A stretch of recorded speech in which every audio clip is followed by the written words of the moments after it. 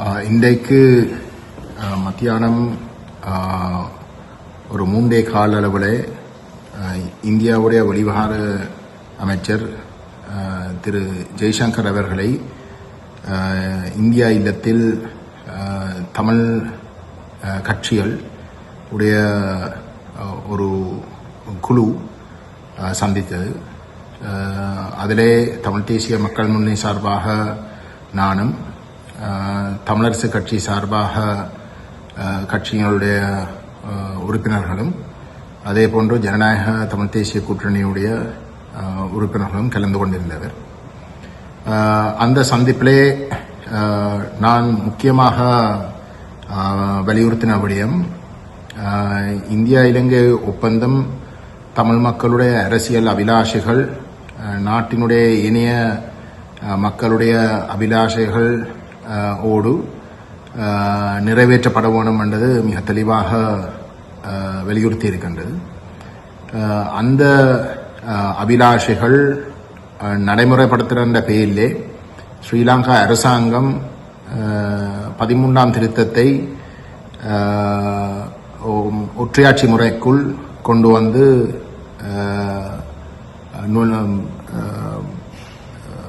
மட்டுப்படுத்தினர். அந்த ஒற்றையாட்சி கட்டமைப்பு சம்பந்தமாக ஸ்ரீலங்காவுடைய உச்ச நீதிமன்றம் மிக தெளிவாக குறிப்பிட்டிருக்கின்றது. அதிகாரங்கள் மத்திய கையில் மட்டும்தான் இருக்கலாமே தவிர மாகாணங்களுக்கோ வேறு எந்த ஒரு கட்டமைப்புக்கோ அதிகாரங்கள் வழங்கப்பட முடியாது. அந்த வகையிலே ஒரு மிகவும் இறுக்கமான ஒற்றையாட்சி கட்டமைப்புக்குள்ளே இந்தியா இலங்கை ஒப்பந்தத்திலே தமிழ் மக்களுடைய அரசியல் அபிலாஷைகளான தமிழ் தேசத்துடைய அங்கீகாரம், தமிழ் தேசத்துடைய தனித்துவமான இறைமையின் அடிப்படையிலான சுயநிர்ணய உரிமையை அனுபவிக்கக்கூடிய குறிப்பாக திம்பு கோட்பாடுகளை நடைமுறைப்படுத்துவதற்கென்று கொண்டுவரப்பட்ட திருத்தங்கள் அனைத்தும் போய் ஒற்றையாட்சி முறைக்குள்ளே முடக்கினதாலே தமிழ் மக்கள் அந்த 13ஆம் திருத்தம் நிறைவேற்றி 38 வருஷத்துக்கு பிறகும் நாங்கள் எதையும் அனுபவிக்க முடியாமல் இருக்கு. எங்களுடைய அரசியல் அபிலாஷைகளை நாங்கள் அடைய முடியாமல் இருக்கு. ஆகவே இந்திய இலங்கை ஒப்பந்தத்திலே இருக்கக்கூடிய இல்லாட்டி குறிப்பிடப்பட்டிருக்கின்ற தமிழ் மக்களுடைய அரசியல் அபிலாஷைகளை பூர்த்தி செய்ய வேண்டும் என்று சொல்லப்பட்ட விடயம் நாங்கள் அடைவதாக இருந்தாலும் அதிலே ஒரு அடிப்படை மாற்றம் ஒன்று நடந்தே ஆகணும். குறிப்பாக இலங்கை ஒரு சமஷ்டி கட்டமைப்பாக மாற்றி அமைக்கப்பட்டே ஆகும். இல்லாவிட்டால் 38 வருஷமாக இந்தியா இந்த 13ஆம் திருத்தம் நிறைவேற்றப்பட்ட நாளில் இருந்து அதை நடைமுறைப்படுத்த சொல்லி கேட்கின்ற வகையிலே எதிர்காலத்திலும் நாங்கள் அதை கேட்டுக்கொண்டே இருக்க வேண்டுமே தவிர அதுக்கு அங்காலே எதுவும் நடக்க போவதில்லை. ஆகவே இந்த விடயத்தை நான் தெளிவாக ஜெய்சங்கர் அவர்களிடம் வலியுறுத்தியிருந்தோம். துரதிர்ஷ்டவசமாக அந்த விடயத்தை வலியுறுத்தினது நான் மட்டும்தான். இந்த சந்திப்பிலே கலந்து கொண்ட தமிழரசு கட்சியுடைய உறுப்பினர்களும் ஜனநாயக தமிழ் தேசிய கூட்டணியுடைய உறுப்பினர்களும் மாகாண சபை தேர்தலை வைக்க வேண்டும் என்றும் மாகாண சபை முறைமையிலே 13ஆம் திருத்தம் நடைமுறைப்படுத்த வேண்டும் என்று திரும்ப திரும்ப கேட்டதே தவிர தங்களுக்கு ஆணையை மக்கள் வழங்கின விசேஷமான கோட்பாடான ஒற்றையாட்சி நிராகரிப்பும் சமஷ்டி ஆட்சி முறைமையும் வலியுறுத்தவில்லை. எழுத்து மூலமாக தமிழரசு கட்சி ஏதோ ஒரு ஆவணத்தை அதனுடைய கட்சி தலைவர் CVK சிவஞானம் தூதுவர் ஜா அவர்களுக்கு வழங்கியிருந்தார். ஜெய்சங்கர் அவர்களுக்கு வழங்கவில்லை. என்றாலும் அதில் என்ன குறிப்பிடப்பட்டிருக்கின்றது எங்களுக்கு இதுவரைக்கும் தெரியாது. அது தெரிய வருமோ தெரியாது. இந்த சந்திப்பிலே பேசப்பட்ட விடயங்களை பார்த்தால் தமிழ் தேசிய மக்கள் முன்னணியாகிய இல்லாட்டி தமிழ் தேசிய பேரவையாக எங்களுடைய குரல் ஒரு தமிழ் தேசம் அங்கீகரிக்கப்படுகின்ற சமஷ்டி தீர்வுக்கு தனிமைப்படுத்துகின்ற நோக்கத்தோடு மற்ற தரப்புகள் செயல்பட்டதுதான் நாங்கள் சொல்ல வேண்டியிருக்கு. அது இந்த இனத்துடைய துரதிஷ்டம்.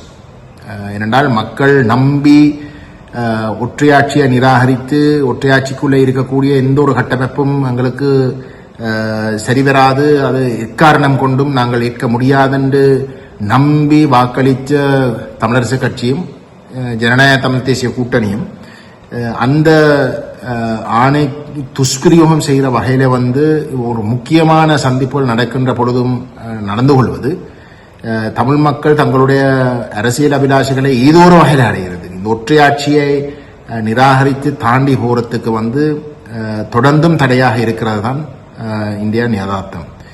அடுத்தபடியும் நாங்கள் வலியுறுத்துகிற மீனவர்களுடைய பிரச்சனை தெளிவாக நாங்கள் ஜெய்சங்கர் அவர்களிடம் குறிப்பிட்ட நாங்கள் போன கிழமை மீனவர்கள் யாழ்ப்பாணத்திலே ஒரு பாரிய போராட்டம் ஒன்றை முன்னெடுத்தார்கள். அந்த போராட்டத்தில் அரசு தரப்பினுடைய ஒரு சில பிரதிநிதிகள் அதை திசை திருப்பி இந்திய துணை தூதரகம் யாழ்ப்பாணத்தில் இருக்கிறதை அகற்ற வேண்டும் என்றும் சீன தூதரகமும் அமெரிக்கா போன்ற தூதரகங்களும் அங்கே வர வேணும், ஆனால் இந்தியா அகற்றப்பட வேணும் என்றால் இந்தியா தான் மீனவர்களை அழித்து கொண்டிருக்கிறார்கள் என்ற கருத்துப்படி சொன்ன கருத்துக்களை நாங்கள் சுட்டி காட்டியிருந்தோம். சுட்டிக்காட்டினதோட இந்த மீனவர்களுடைய பிரச்சனையை இந்தியா தீர்க்காமல், குறிப்பாக இந்திய மீனவர்கள் வடகிழக்கு கடற்பரப்புகளை அத்துமீறி அவர்களுடைய செயல்பாடுகளால எங்களுடைய மீனவர்களுடைய வாழ்வாதாரம் அளிக்கப்படுகின்ற அந்த விடயம் ஒரு போரால் பாதிக்கப்பட்ட மக்களுக்கு அது இன்னும் பல மடங்குக்கு மேலாக சுமையை ஏற்படுத்துகின்ற ஒரு விடயம். இந்த தமிழ் கட்சிகள் இந்த விடயத்திலே இந்தியா என்ற விடயத்திலே இந்தியாவுக்கு எதிராக செயல்பட தயாரில்லை என்ற விடயத்தை காட்டி அந்த மக்களை ஒட்டுமொத்தமாக ஒரு பக்கம் இங்கே இருக்கக்கூடிய தமிழ் கட்சிகளுக்கு எதிராக திருப்புறது ஒரு பக்கம், ஆனால் மேலதிகமாக ஒட்டுமொத்த இந்தியாவுக்கு எதிராகவே திருப்புற அளவுக்குத்தான் இன்றைக்கு இந்த அரசாங்கத்துடைய செயல்பாடுகள் அமைந்துள்ளது என்பதையும் நாங்கள் சுட்டிக்காட்டினோம். ஆகவே இந்திய மத்திய அரசு இதிலே தலையிட்டு இந்த பிரச்சனையை தீர்த்து வச்சே ஆகணும் என்ற விடயத்தையும் நாங்கள் இந்த இடத்துல வலியுறுத்தியிருந்தோம். அதே போன்று யாழ்ப்பாணத்திலே இருக்கக்கூடிய பலாலி விமான நிலையத்துடைய முதல் ஃபேஸ் மட்டும்தான் அபிவிருத்தி செய்யப்பட்டிருக்கின்றது. அதனுடைய இரண்டாவது ஃபேஸை இந்தியா நடைமுறைப்படுத்தணும், அதாவது இருக்கக்கூடிய ரன்வேயை முழுமையாக சீர்திருத்துறது. இப்போதைக்கு இருக்கிற ரன்வே 2300 மீட்டர் நீளமாக இருக்கின்றது. அதில் 950 மீட்டர் மட்டும்தான் 9500 மீட்டர் மட்டும்தான் அது சீர்திருத்தப்பட்டு இருக்கின்றது. மிச்சம் 1350 மீட்டர் திருத்தப்படாமல் இருக்கின்றது, ரீசர்ஃபேசிங் செய்ய வேண்டியிருக்கின்றது. அதை இந்தியா செய்தாலே அது கணிசமான முன்னேற்றத்தை பலாலியில் ஏற்படுத்தும். அது கணிசமான விமானங்கள் சிங்கப்பூர், இங்கால பக்கம் மிடில் ஈஸ்ட் நாடுகளில் இருந்து, துபாய் போன்ற நாடுகளில் இருந்து விமானங்கள் இறங்கக்கூடிய ஒரு நிலைமையை ஏற்படுத்தும். ஏர்பஸ் 320, 321 விமானங்கள் இறங்கக்கூடிய ஒரு நிலைமையை உருவாக்கும். அவ்வகையில் நியாயமான அளவுக்கு வருமானமும் யாழ்ப்பாணத்துக்கு அதை ஏற்படுத்தி கொடுக்கும், வடமாநிலத்துக்கு ஏற்படுத்தி கொடுக்கும் என்ற விஷயத்தையும் நாங்கள் சுட்டி காட்டியிருந்தோம். அது சம்பந்தமாக இந்தியா இன்னும் ஆழமாக தாங்கள் அதை பற்றி படித்து ஒரு முடிவு எடுப்பார்கள் என்று அவர் கூறியிருந்தார்.